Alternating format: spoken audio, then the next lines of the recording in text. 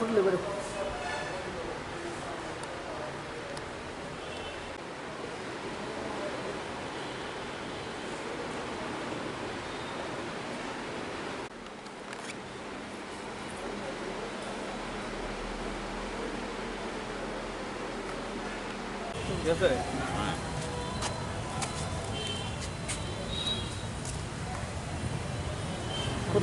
আমাদের পশ্চিম ত্রিপুরা থানার ওসির সঙ্গে কথা বললাম।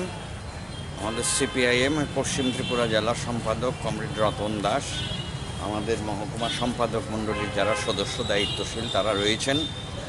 গতকাল আমাদের পার্টির সদর মহকুমা কমিটির অন্যতম সদস্য গৌরকুমার ভট্টাচার্য, সে যখন রামনগর দিয়ে আসছিল, একা হেঁটে আসছিল, তখন স্থানীয় পরিচিত বিজেপির দুষ্কৃতীরা তার উপর আক্রমণ সংগঠিত করে, রক্তাক্ত করে, বিভিন্ন জায়গায় আঘাত করে। সঙ্গে সঙ্গে এখান থেকে আমরা আইজিএম নিয়ে যাই, আমাদের পার্টি কর্মীরা নিয়ে যায়। আইজিএম থেকে জিবিতে রেফার করা হয়, জিবিতে গিয়ে চিকিৎসিত হয়েছে। বাই নেম যারা এই ঘটনার সঙ্গে যুক্ত, তাদের মধ্যে অন্যতম যারা, তাদের নাম ধাম ঠিকানা দিয়ে এফআইআর করেছে, যে আক্রান্ত ভিকটিম এফআইআর করেছে। আমরা ওসি সাহেবের কাছে এটা বলতে এসেছি যে আমরা চাই যে এই যে আক্রান্ত হলো, রক্তাক্ত হলো, এটা তো নূতন নয়। এই শাসক বিজেপি আইপিএফটি জোট সরকার আসার পর থেকে সারা ত্রিপুরা রাজ্যে গণতন্ত্র উপর যেভাবে আক্রমণ চলছে, রামনগরে বিভিন্ন সময় যে আক্রমণ সংগঠিত হয়েছে, এটা তার চাইতে বিচ্ছিন্ন না।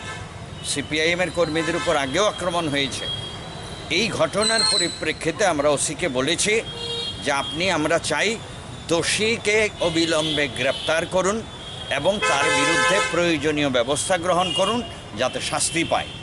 আর যদি তার বিরুদ্ধে ব্যবস্থা পুলিশ গ্রহণ না করতে পারে, তাহলে আমরা একটা রাজনৈতিক দল, বিরোধী রাজনৈতিক দল, গণতান্ত্রিক অধিকার আমাদের রয়েছে, আমরা তাহলে গণতান্ত্রিক পদ্ধতিতে জনগণের কাছে এগুলোকে নিয়ে যাব যে পুলিশও সেখানে কোনো ভূমিকা নিতে পারছে না। এর জন্যই আমরা এসেছি।